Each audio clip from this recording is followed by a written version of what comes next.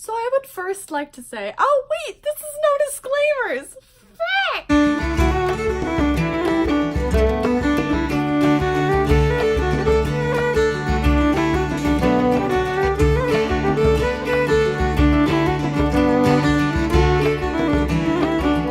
Hi, my name is Slay and welcome back to the Little Writers Corner.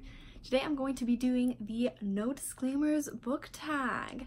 So I have been tagged officially by Jade from Jaded Reader, but also through Twitter by Madison Mary from Princess of Paperback and Jess from Tundra Tomes.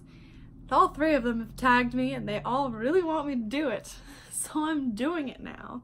I believe all of them have said, and I haven't been able to find the original No Disclaimers book tab. If I do somehow find it after I film this video, then I will definitely link the original book tag down below. The first question is, which trope or tropes in books annoys you the most? So there are two tropes that really bug me and one that I also use in my writing that is just overused, but it's just so good. So I guess I'm going to put it in here.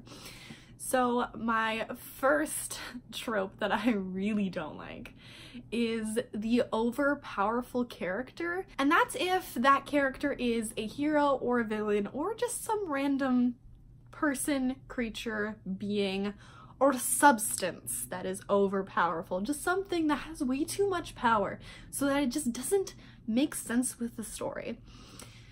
So first, I would like to cite everyone's favorite superhero. What's his name? Oh no. You know, he's the Superman. There it is. Superman. So Superman and Wonder Woman, in my personal opinion, are too powerful of superheroes to make sense with the story. Like, yes, Superman has kryptonite. Wonder Woman. Does Wonder Woman have a weakness? See, that's also a problem. Every person, entity, being, thing needs to have some kind of weakness, and I don't think kryptonite is strong enough of a weakness because it's so rare, and then Superman just kind of does all the things no matter what, and it's just too much for me. I would also like to cite Fantastic Four, which I will be citing a lot during this. I have not seen the original. This was only from the remake that they did a couple years ago. So the new Fantastic Four.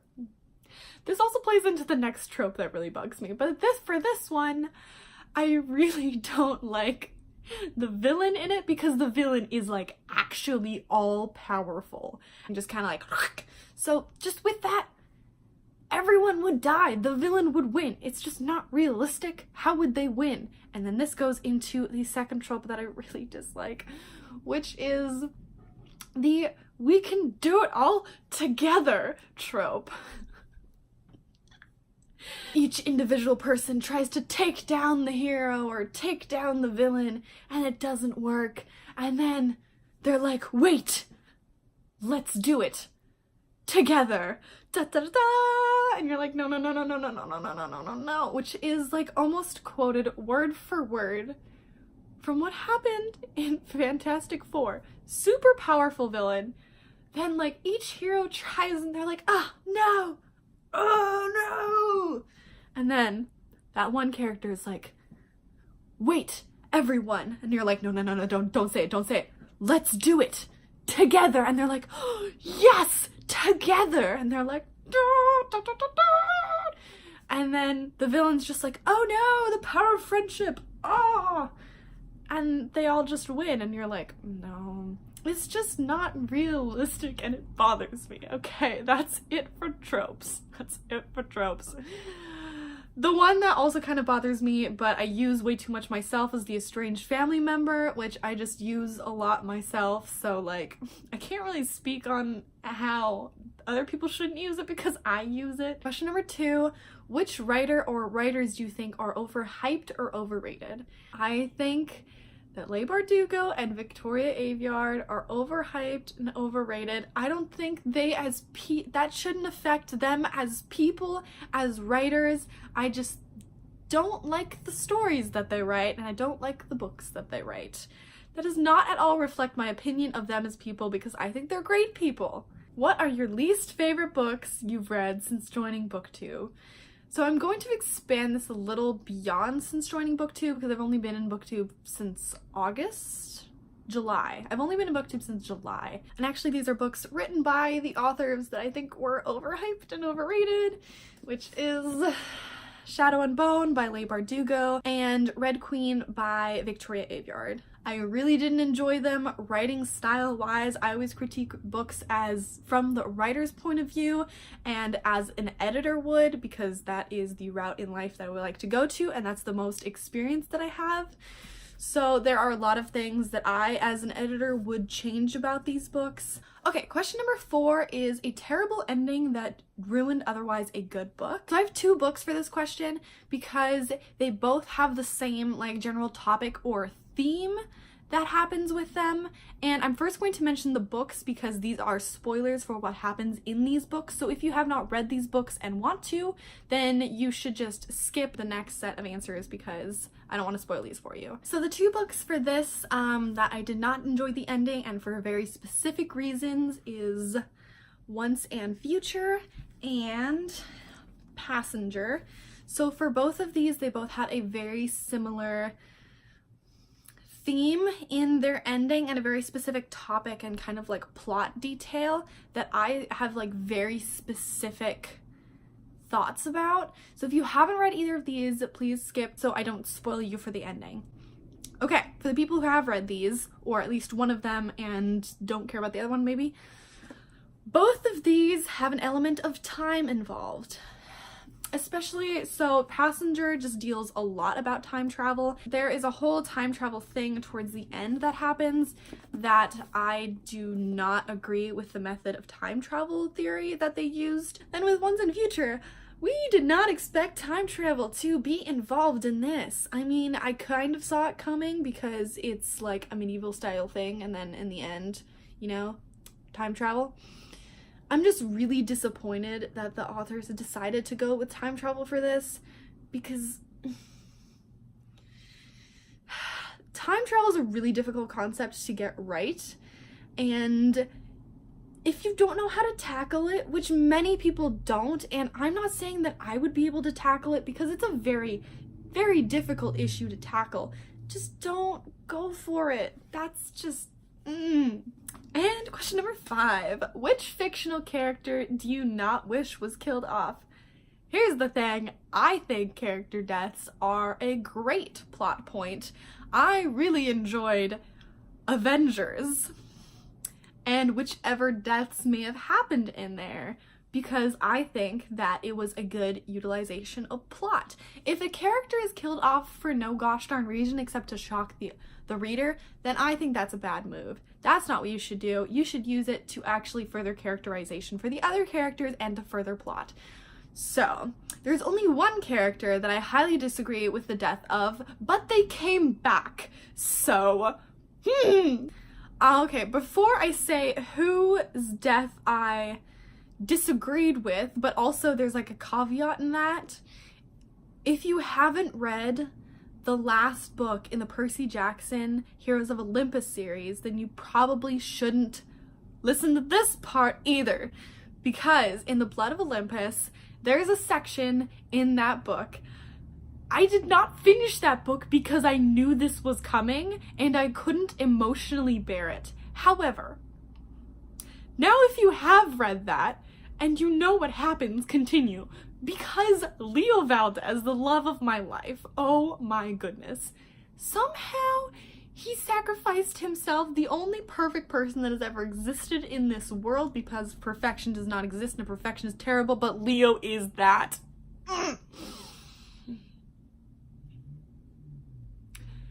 So he died, but then also came back, and then I don't know how it happened because I still don't have the emotional capacity to read the ending of that book, but I know that it happens, and I also have read The Trials of Apollo, which you find out more of what happens.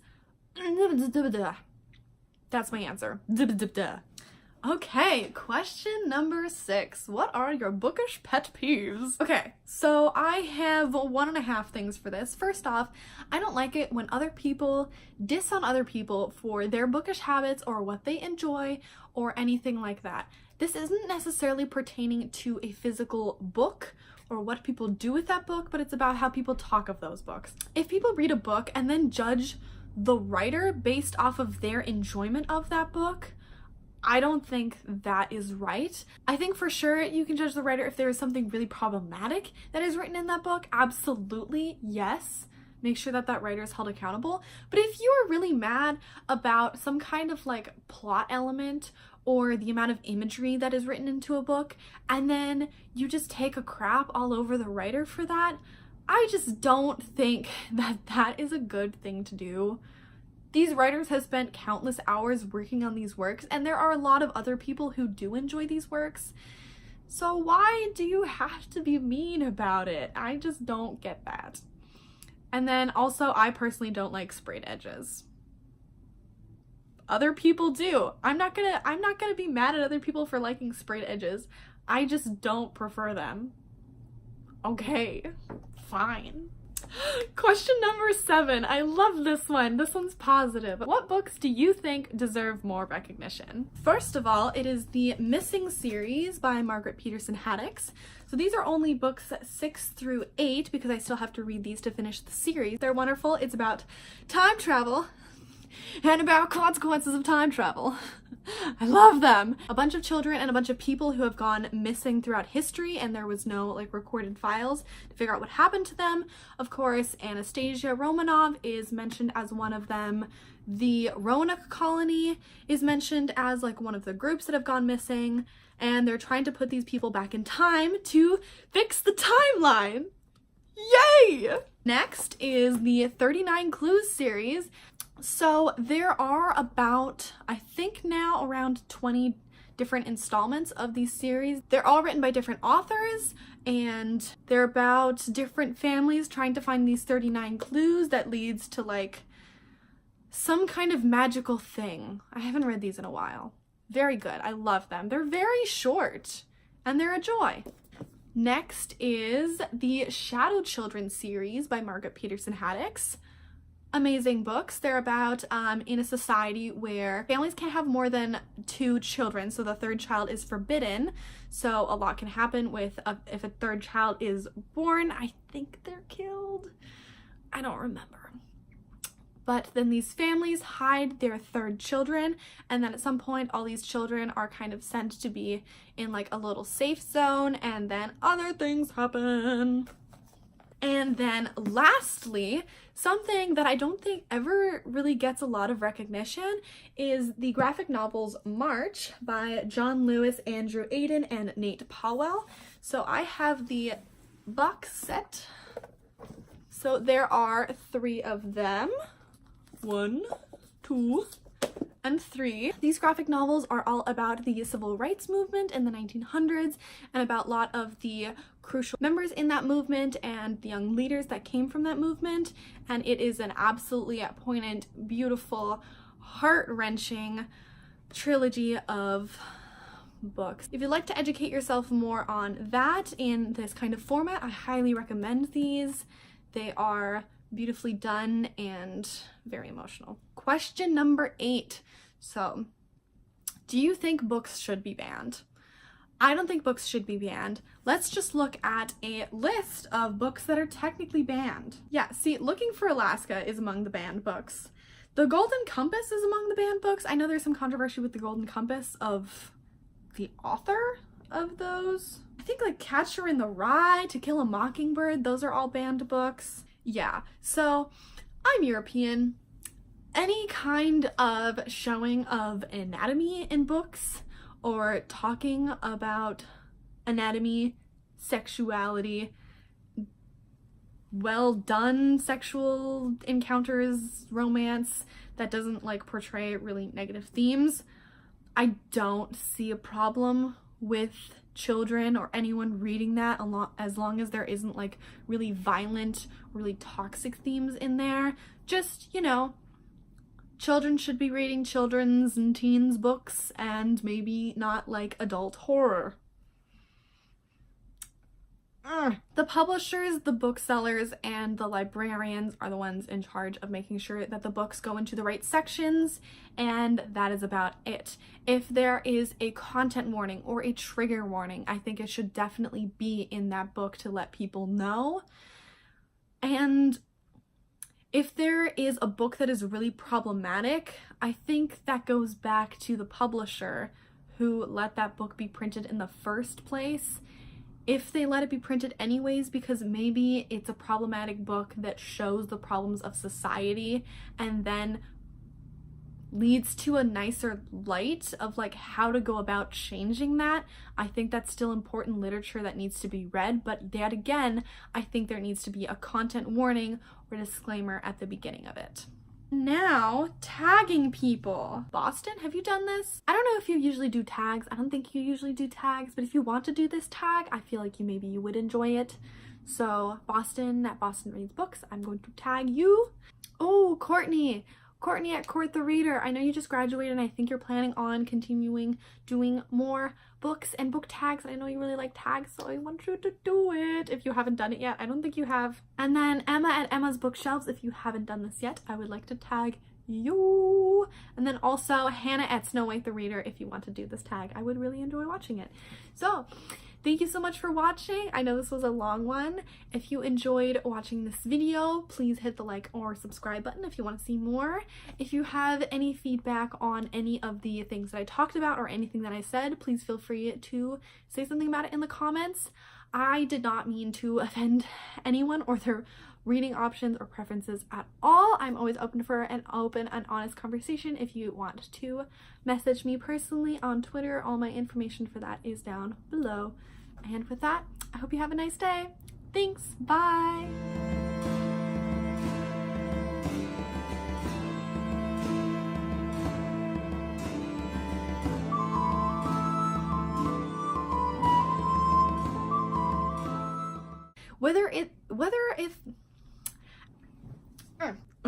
Who are my friends?